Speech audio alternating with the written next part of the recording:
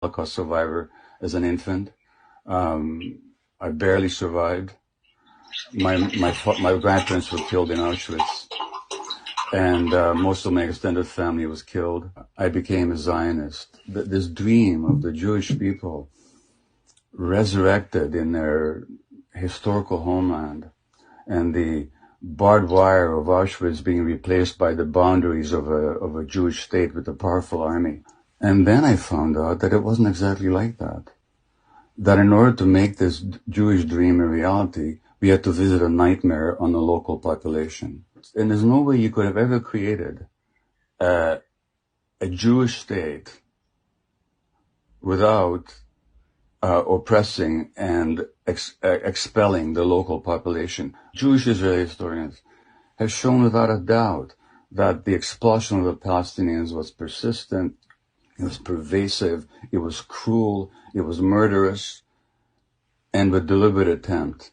So that's what's called the Nakba in Arabic, the disaster or the catastrophe.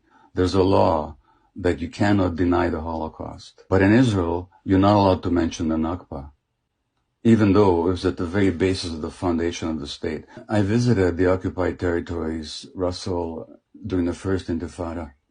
I cried every day for 2 weeks at what I saw.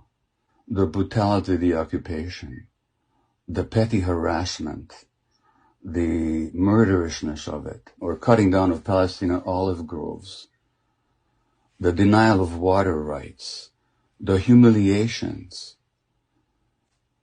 And this went on, and it's much worse now than it was then.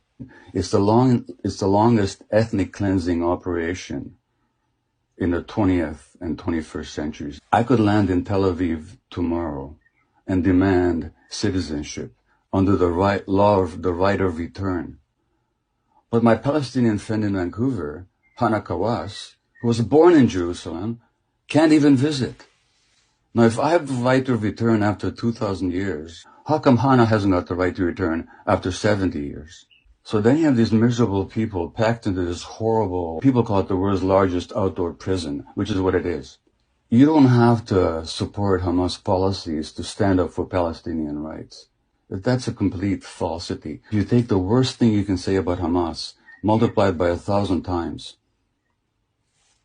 and it still will not meet the Israeli repression and killing and dispossession of Palestinians. Anybody who criticizes Israel is an anti-Semite is simply an egregious attempt to intimidate good non-Jews who are willing to stand up for what is true. If you look at the Western press,